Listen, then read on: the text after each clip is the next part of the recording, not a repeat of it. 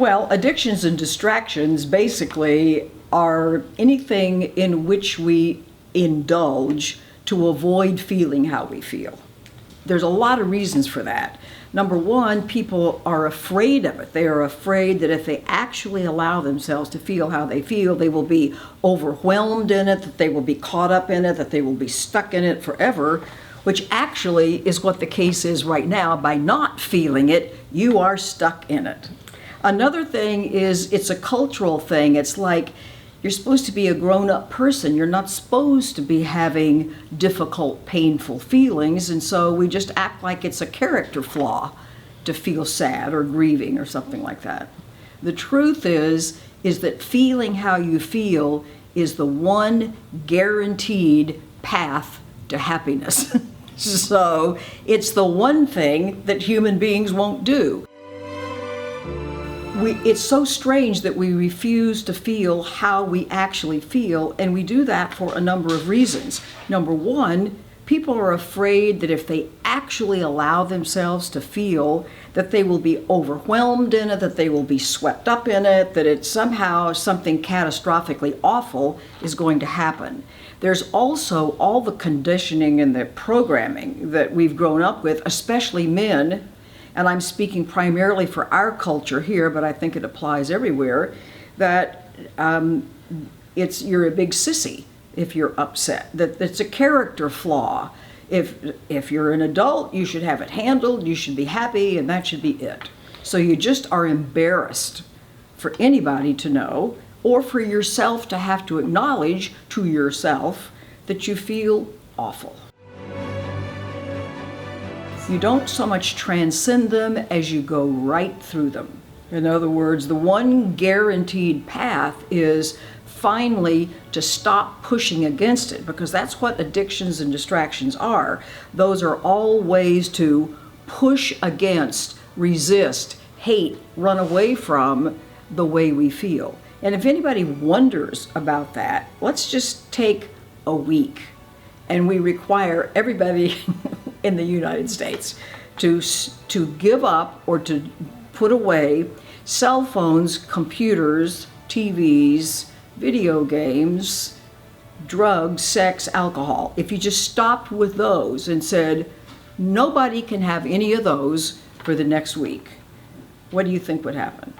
I think we would hear an outcry that would go from here to the moon, because people don't want to feel how they feel. And it's a learned thing, and it's so unfortunate, because when you finally do tell yourself the truth, one of the things I tell students or clients is, when all else fails, tell the truth, because we do everything else first. Well, let's say that at the root of the feelings is a belief that I'm lacking in some way. You know, a belief that I'm undeserving, a belief that I'll never measure up, a belief that I'm worthless or something. And the feelings that are associated with that are pretty terrible. In other words, if you have a chronic sense of lack or of loneliness or of yearning or of grief or of sadness or whatever it might be, and most of us grow up, I'd say virtually all of us grow up to be emotionally illiterate. Nobody taught us that there are ways to handle appropriate, adult, mature, ways to handle, to self-regulate, to feel whatever those feelings are, and then make an appropriate response. We've never learned how to make an appropriate response. We've just learned to react in all sorts of ways. Then you desperately are in need of changing your mind about that basic untrue fact. That's a programmed in notion. But like a computer that can have the programming changed, we seriously have got to use some process, and there are many, that's what spiritual paths are about and so on, to upgrade, to literally rewire your brain so that in place of the I'm unworthy, you begin to replace that with larger and better and more accurate notions about yourself. So it's an ongoing getting better and better and better. And with that, feelings are different. It certifiably does feel awful. Nobody is trying to say that their feelings are delusional. It's like at some point, people have to give up the story. In other words, we're in love with our stories. There's not a person on the planet that doesn't carry wounding of one kind or the other. In fact, the actual fact is wounding begins for every human being at conception, when the DNA that makes us up comes together and we start to form a new body, because the DNA that we get has got fear and pain in it. In other words, some of the DNA we get is closed. So it's not like some people have an unfortunate early childhood and that's the problem, and other people get off scot-free. Absolutely not true. Everybody has wounding. And then as we get older, as we go through, we pick up a lot of physical defensiveness in our very early years, emotional defensiveness, intellectual defensiveness, and this defensiveness starts so early that nobody's there to say, is this really true? Do I really need these defenses? In other words, is my basic premise accurate? And the answer to all of those is no, no, no, and no. And the truth of us, the actual created, unalterable truth of us, is that we are whole, that we're divine, and that's literally built into the DNA as well. In other words, that we were created whole and boundless and limitless and eternal by a source which is impossible for us to possibly comprehend intellectually, and we don't have the capacity to change that. What is the ego? The ego is a handy word to refer to the image or the self-concept of ourselves. In other words, a self-concept is built by us, by our early experiences and so on, and we present it to the world as if this is who I am. It's not who I am. This thing is changeable, it's unstable. Take a look at what we associate the ego with, the body-mind. Okay, the body is not stable because the molecules and atoms and so on that make it up are constantly changing. The mind itself is made of perceptions, so that we perceive, we hear, we smell, we so on. Thoughts, feelings, emotions, the sensations in the body of sitting on this chair. Nothing could be more unstable than that. It's like those change all the time. Think of how many thoughts have moved through your mind since you got up this morning. A lot. And yet, there is the awareness of us, which is always constant. If you just think about it, we are an awareness. At least that's one way to approach it. It has no edges. You can't come to the edge or the end of awareness. It's empty, it's clear, and everything that we perceive is within that awareness. In other words, awareness is able to be aware of a body-mind, but not the other way around. In other words, awareness is bigger. It's eternal, it's limitless, it's non-judgmental, it's non-resistant. That cannot be said of the body-mind, which is just a big batch of programming. And yet we protect it and care for it and maintain it as if it were the central core of my being. True peace comes about by trading in my sense of identity from this thing which I am not, which is literally contrived, as I, starting from birth and before, for a larger sense of myself. And that happens by changing my mind about the way I want to handle my relationship to myself and other people. If I start moving from the getting mode to a giving mode, you've ruined yourself. There's something the matter with you.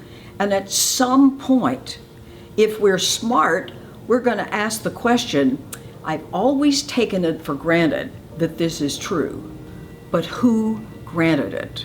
And why am I listening? In other words, we have to just grow up, and we have to begin to question the things that we've always believed. We can't just go, oh, I was just told that, it must be true. Well, that's not being a mature adult. I need to begin to question all of the things that I've learned, and if I do, I find out they don't hold water. But if I just act like I'm a victim of everything else, I'm never going to get anywhere. Most of the world lives at that victim mentality. Somebody else did it to me. The way I feel is somebody else's fault. That's not true. I can begin, and it's not something you do overnight or with the snap of a finger. This is literally a reprogramming, a rewiring of your brain project. And it just doesn't happen overnight. But it's never going to happen if you don't start. Forgiveness is releasing so much of this stuff in our minds that it's just simply inaccurate. But we've never questioned it. If you don't question it, then you'll never find out that it's inaccurate. So forgiveness is realizing I'm holding on to grievances. I'm holding on to making someone else responsible for my upset or my pain or my lack or whatever else. It's a very immature perspective to have. And forgiveness is really releasing these thoughts and ideas and accusations in my own mind out of enlightened self-interest, because as long as I hang on to them, I will perpetuate the idea that I'm small and lacking and unworthy and a victim. It's just a pointless closed loop to stay in when I have the option of breaking out, so to speak, and ultimately finding myself in a much better closed loop where I'm fine, everybody else is fine, everybody's deserving, everybody makes mistakes, but everybody's inherently lovable, etc. It takes kind of hours to go through all of that, but that's just the short answer. Well, it's when that energy is so low and the frequency, you see, we're essentially energy fields. And when the energy field gets slower and slower and slower, and we're operating at that fear frequency, which is one way to look at it, it's like everything gets held in, everything is being depressed, everything is being closed, and that's at a cellular level as well as any other level you want to talk about. And people run to take medication for depression, but it would be wise to look to say, why am I choosing to be so closed? No, there's not really another soul on earth who is making me do this. My own programming is my own worst enemy. And the problem is I don't question the programming. I act like, it's why I've used the example before, it's like we were born and raised in a cult. You know, we talk about people in cults with a tyrannical leader who never lets you look outside the walls or know about material or literature or something from outside the cult walls. And it's kind of like we've grown up in the cult of the ego, the cult of everything is a victim of someone else or of the material world. And at some point, you need to ask the question, is this really true? Is there some other way to look at this? Are there other options that maybe I just don't know about yet? It's kind of to have an inquiring mind. Once we're all numbed out, then relationships, where we really are entangled with somebody, either through marriage, a committed relationship, a next door neighbor, a business partnership, somebody that I've invested a lot of money with, something that kind of glues me to them, there's always going to be a dynamic in the relationship that pushes my deepest buttons, that gets me in touch with whatever that core woundedness is. And the problem is we say, that person has hurt me or made me angry or something. They've done no such thing. They have triggered your own unhealed, unexamined woundedness within yourself. And that's why that's why the fastest, greatest healing can happen in relationships if you're willing to say, how am I participating? What am I bringing to this? What is this telling me about me that I might need to look at? but we have to be educated in that way. Projection is when I take the parts of myself that I refuse to own and see them in you instead. Let's pretend like I really accuse myself, and others have accused me of, let's say, being lazy. And I manage through a kind of selective perception to completely not see that in myself. It's kind of like it gets walled off in a compartment someplace, but I will sure see you as lazy. In other words, I'll say, no matter where I turn, I seem to draw people into my life who are lazy and they just won't get the job done they need to get done, and that's projection. And so healing happens when I finally am willing to kind of turn around and say, oh, this is what I accuse myself of. And when I deal with that within myself, the great mysterious circumstance is I will stop running into lazy people. They just won't be in my life anymore because they're not going to be in my, I heal that within myself. Always. Get this idea. In other words, this gets to be very visual. I did this the other day in this workshop. It's like there are 50 or 60 trillion cells in your body. So just look at your arm and you think, oh my goodness, in this little part right here, there are millions of cells. And the center of each one of those cells has got DNA in it. This is the nucleus of the cell.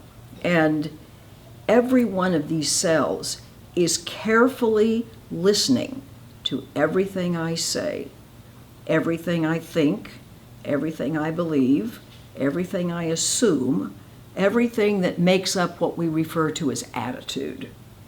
And those cells are instantly responding. And the way I understand or experience the response is my emotional state and the circumstances of my outer life. So it's like there's a constant give and take, there's a constant feedback loop, there's a constant, the world and the way I feel becomes a barometer. It's a measuring device. It lets me see out here, so to speak, the state of my mind. And if my mind is a mess and I'm closed down and I'm blaming myself, my world will be populated by that kind of experience. Doors will be closed to me, people will be insulting to me. In other words, that will be my experience. I'm not delusional. That is what I will be seeing, and my feeling state will be very unhappy. Happily, I'm in charge of change. You see, it's not that the world out there is mirrored to my interior parts. It's that my interior attitude shows up as the world. It doesn't, in other words, I'm the one in the driver's seat. It always starts on the inside and then is reflected outward.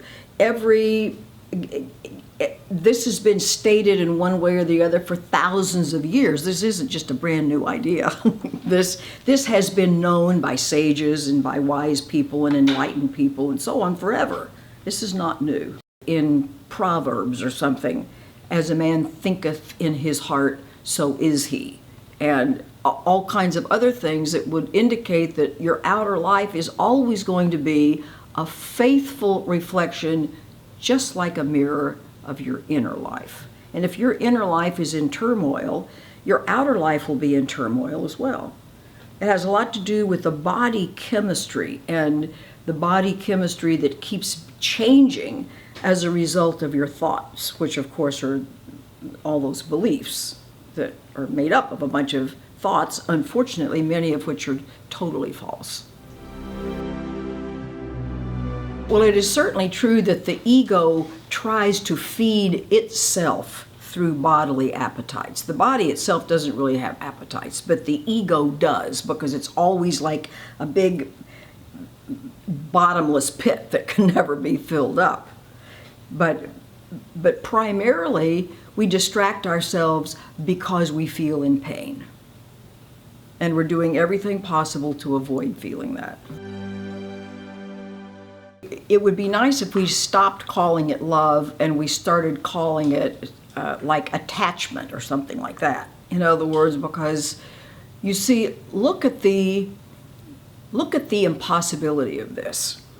If my inner life is exactly replicated in my outer life, and if in my inner life I think I'm no good, I think I'm not lovable, I think nothing ever works out for me, in other words, if that's my inner attitude, what you have to realize is that I'm going to be interacting with a world that is similar in tone, and I'm going to send my little body mind out into this, in my world, which is going to be a picture of my inner life, and expect to find love and peace and harmony out there when it's entirely absent in here. I mean, if you see the setup, you see the impossibility of that. It's just impossible that I can find out here something that is absent in here. So it certainly is a big addiction. It's like, I've got to go find somebody that's going to love me. It's like, I don't love myself. I don't think that I'm actually lovable. But now I go on this preposterous quest of trying to find a somebody out there who will consider me lovable and desirable. And you think, does that even actually make any sense to think that this possibly could ever work out? And if you take a look around, you can see it doesn't work out well, because I'm going into a relationship to get something. And the problem is, the other person is also going into the relationship to get something. So to use an unoriginal example, it's like you've got two half-filled glasses of water, each trying to keep their half and get filled up from the other person, who's also guarding their half. It's just, in other words, both people are coming into it wounded, as we all are, trying to get something from the other to feel better. And so relationships for most people who haven't done their own inner work just get put in a different kind of an addiction category. I mean, a different item in the category of addictions. It's something we do to greatly distract ourselves. A special relationship is one that I just described. You don't care, you don't love yourself, but you're going on a quest to find somebody who will, which is pointless. A holy relationship is one where two people have enough sense about this to realize we're going to come together, and together we're going to, first of all, own that we do have stuff that we have to deal with that is not accurate, that's unhealed, and we're going to somehow have an intention to help each other with this. That's very different from saying, I expect you to meet all my needs.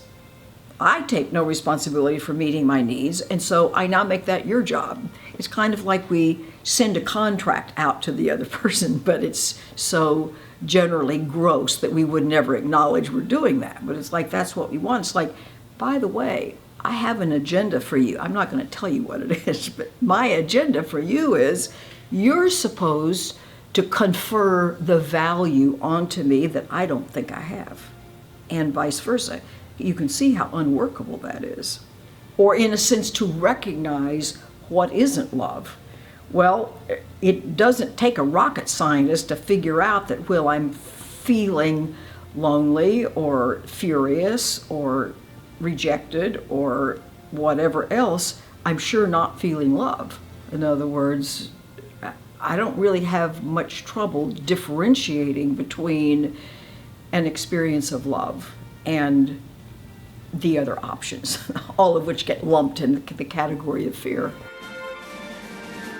And the only way you will feel it and will experience it is by making the choice. Like, it's my responsibility to know how the universe operates. And the way the universe operates is that what I offer or what I give, I have more of. In other words, always what I put out, I have more of.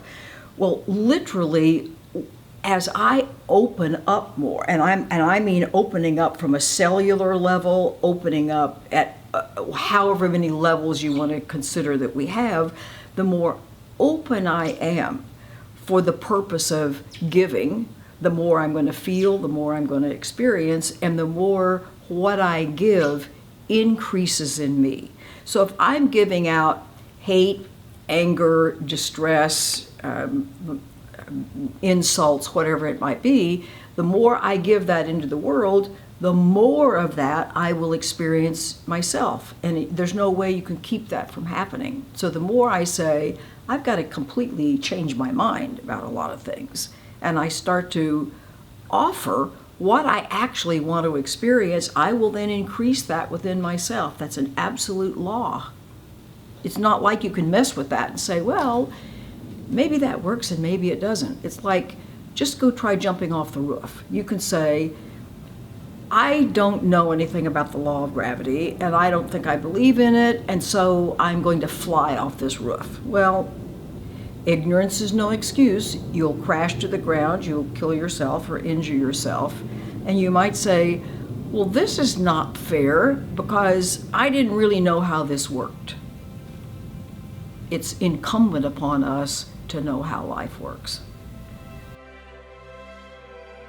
Well, first of all, depends upon if you're talking about the death of the physical body. But it's kind of like we put ourselves in a dying process all the time because the fearful things that cause us to contract, it's kind of like living in a fearful way is almost like a constant dying. And we don't like the results of it. We don't call that dying, we call that being afraid or being anxious or something like that. But to be afraid, first of all, of anything doesn't serve us. We need to work our way through that. But to be afraid of the one thing that you can be absolutely guaranteed you're going to experience is unfortunate. You know, we're told our birth is not our beginning, our physical death is not the end. This is a learning experience. We'll just call it a transitory experience that we're going through. But life itself is eternal. It's an out of time and space experience, and nothing ever happens to it. Life itself is acausal. That means it has no beginning, no end. We can't say intellectually how it happens. It just is. In the Song of Prayer, it talks about when your job is done, when you've followed your guidance, you've done everything that's yours to do, then you can simply lay the body aside in a peaceful, calm way. In other words, most people go through a getting sick, a getting frail, a getting whatever, which is part of the daily dying process that we go through, but it doesn't have to be that way. So that the time comes when you lay your body aside, but it's not done in a traumatic way. The reality of change is you first of all have to decide, you know what, I'm really sick of my life being the way it is. I would like to be proactive on my own behalf. I would like to I'd like to find out more. I'd like to read a book. I would like to see how I can take responsibility for how I feel. Now, people might not use that language. It might just be, help, I can't stand my life like this. But at some point, I have to be self-responsible instead of saying, I can't do anything about it because I was abused as a child. Well, as I say, all of us have our unfortunate stories and wounding from early on. And at some point, instead of cycling around in the story, I've got to say, what can I do about this? How can the experience that I've had up to this point turn into a gift? How can I ask myself better questions? How can I decide I want to be happy? Rather than thinking, I can only be happy if everybody else out there does whatever it is they do, and then somehow they're responsible for my happiness. It's like it's not done that way. I decide that I'm worth changing my mind for. I decide I want my goal to be happy, to be at peace. So if I don't set that goal and I just stay addicted and distracted and take some pills, I'm going to get nowhere because I'm not fundamentally making any changes. The actual releasing process is very fast, but the development of our willingness to take this kind of responsibility and actually realize I am a co-creator of any kind of circumstance in which I find ourselves, that the developing of the willingness is what takes time. The actual release of, I get it, this is about me, I'm responsible for this, let it go, doesn't take long at all. But I'm just reluctant to grow up and take responsibility. I don't know how I could describe it in one word. I feel like an awful lot of letting go has occurred, especially a lot of the victim kind of thinking. You know, the somebody did it to me, or the world does it to me, or I can't do this because of, as if there are reasons out there that are in my way. So, like the water dripping on the rock and it gradually erodes it, as you contemplate the lessons and you rewire your brain and you make the decision to cooperate with the process of seeing things differently. Now, for instance, if somebody does something that I think shouldn't have occurred that way, I just drop out all the stuff in the middle about why does anybody act that way kind of thing and go right to what does this situation that I might find troublesome tell me about myself? What is this telling me about something that I'm still feeling guilty about or that I'm still hanging on to? In other words, I can greatly shorten the time between when I might feel some little distress and when it gets healed. And I'm happy to say that distress is now really few and far between. It's like almost nothing's distressing.